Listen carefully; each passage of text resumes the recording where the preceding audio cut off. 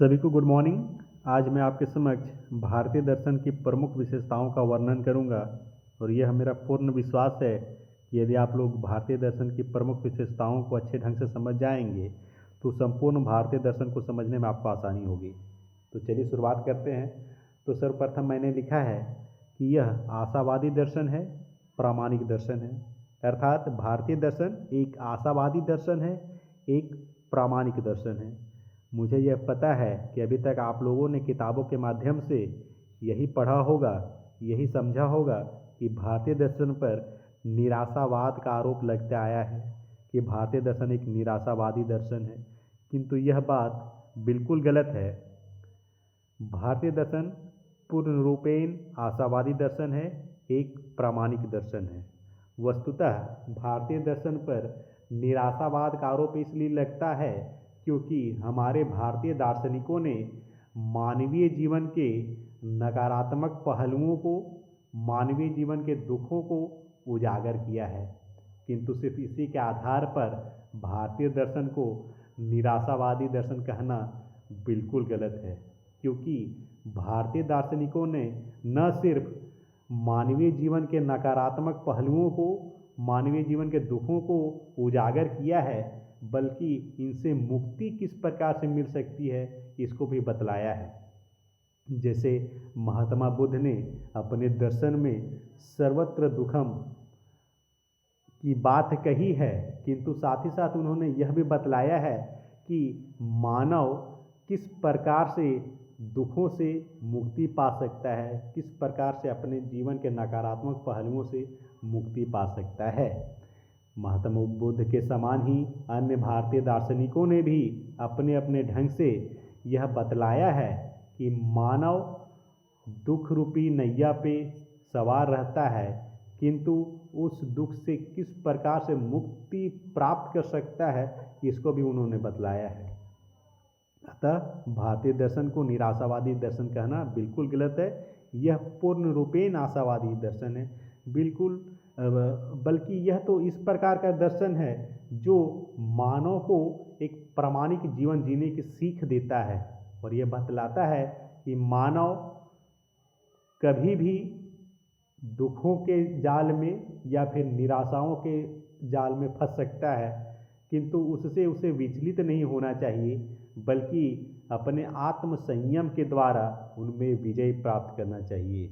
अतः भारतीय दर्शन पूर्ण रूपेण आशावादी दर्शन है, पूर्ण रूपेण प्रामाणिक दर्शन है।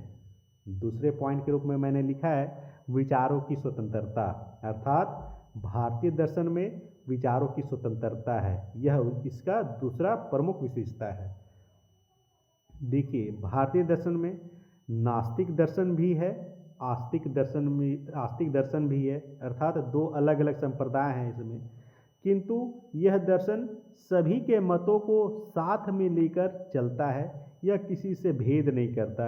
इस दर्शन में जितना स्थान नास्तिक दार्शनिकों का है उतना ही स्थान आस्तिक दार्शनिकों का भी है। अर्थात इस दर्शन में विचारों की स्वतंत्रता है। प्रत्येक दार्शनिक अपनी समझ बूझ के अनुसार अपने अपने विचारों को प्रकट करता है, उन्हें अपने विचारों को प्रकट करने की पूर्ण रूपेण स्वतंत्रता है। हमारा तीसरा पॉइंट है कर्मवादी दर्शन। अर्थात भारतीय दर्शन एक कर्मवादी दर्शन है। भारतीय दर्शन कर्म प्रधान दर्शन है। इस दर्शन में बतलाया गया है कि मानव जो भी कर्म करता है उसका फल उसे अवश्य मिलता है। कोई भी कर्म ऐसा नहीं है जिसका फल ना हो। मानव यदि अच्छा कर्म करता है तो उसे अच्छा फल मिलता है, यदि वह बुरा कर्म करता है तो उसे बुरा फल मिलता है। लेकिन कोई भी व्यक्ति कर्म फलों से अलग नहीं है, उसे कर्म का फल अवश्य ही भुगतना पड़ता है। हमारा अगला पॉइंट है नैतिकतावादी दर्शन। अर्थात भारतीय दर्शन एक नैतिकतावादी दर्शन है।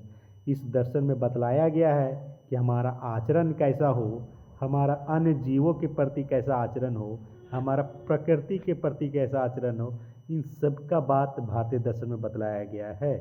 यह भी भारतीय दर्शन की प्रमुख विशेषता है। विशेष करके जैन दर्शन में तो सर्व चेतनवाद कहा गया है, अर्थात सभी जीवों को चेतनमय माना गया है। पेड़ पौधे, झील, झरना, पत्थर सभी को चेतनमय माना गया है। और इसी मान्यता के आधार पर सबकी सेवा करना, सबके प्रति प्रेम की भाव रखने की शिक्षा भारतीय दर्शन में मिलता है, जैन दर्शन में मिलता है। हमारा अगला पॉइंट है पुनर्जन्म में विश्वास। भारतीय दर्शन में पुनर्जन्म में विश्वास किया गया है और बोला गया है कि प्रत्येक व्यक्ति का पुनर्जन्म होता है अपने कर्म के फलों को भुगतने के लिए। यदि कोई व्यक्ति अपने कर्म का फल इस जन्म में नहीं भुगत पाता है तो कर्म के फल को भुगतने के लिए उसे पुनर्जन्म लेना पड़ता है। हमारा अगला पॉइंट है आत्मा की अमरता पर विश्वास। भारतीय दर्शन में प्रायः सभी दार्शनिकों ने सिर्फ बौद्ध दर्शन और चार्वाक दर्शन को छोड़कर सभी दार्शनिकों ने आत्मा की अमरता पर विश्वास किया है। आत्मा को अजरा अमर कहा गया है। आत्मा सदैव अमर रहता है। मृत्यु सिर्फ मानव शरीर की होती है, आत्मा सदैव अमर रहता है। जिस प्रकार से व्यक्ति पुराने वस्त्र को त्याग कर नए वस्त्र का धारण करता है, उसी प्रकार से आत्मा भी एक शरीर को छोड़कर दूसरे शरीर को धारण करती है। यह मान्यता भारतीय दर्शन की है। हमारा अगला पॉइंट है आनंद को महत्वपूर्ण स्थान। अर्थात भारतीय दर्शन में आनंद को महत्वपूर्ण स्थान दिया गया है, किंतु यह आनंद कोई क्षणिक आनंद या भौतिक आनंद नहीं है, बल्कि यह आनंद सच्चिदानंद को प्राप्त करने का आनंद है। यह आनंद हमारे आत्म रूपी ब्रह्म को प्राप्त करने का आनंद है। यह आनंद सदैव कायम रहता है। हमारा अगला पॉइंट है यथार्थवादी दर्शन। अर्थात भारतीय दर्शन यथार्थवादी दर्शन है। यह दर्शन किसी प्रकार के मिथ्या को बढ़ावा नहीं देता है, यह किसी प्रकार के भ्रम को नहीं बढ़ावा देता है, बल्कि यह हमारे जीवन की वास्तविकताओं को स्वीकार करते हुए हमें एक प्रामाणिक जीवन जीने की, ये यथार्थवादी जीवन जीने की सीख देता है। यह यथार्थ रूपी ज्ञान को प्राप्त करने की सीख देता है। यह बतलाता है कि यह दर्शन यह भी बतलाता है कि किस प्रकार का ज्ञान गलत है, किस प्रकार का ज्ञान सही है। इन सभी बातों का उल्लेख, इन सभी बातों का सीख हमें हमारे भारतीय दर्शन से मिलता है और ये हमारे भारतीय दर्शन की प्रमुख विशेषताएं हैं। तो आज के वीडियो में इतना ही। अगले वीडियो में मैं आपके सिलेबस के अगले भाग को पढ़ाऊँगा। तो यदि आप चाहें तो मेरे इस चैनल को सब्सक्राइब कर लें ताकि मेरे अगले आने वाले वीडियो की जानकारी आपको मिल सके।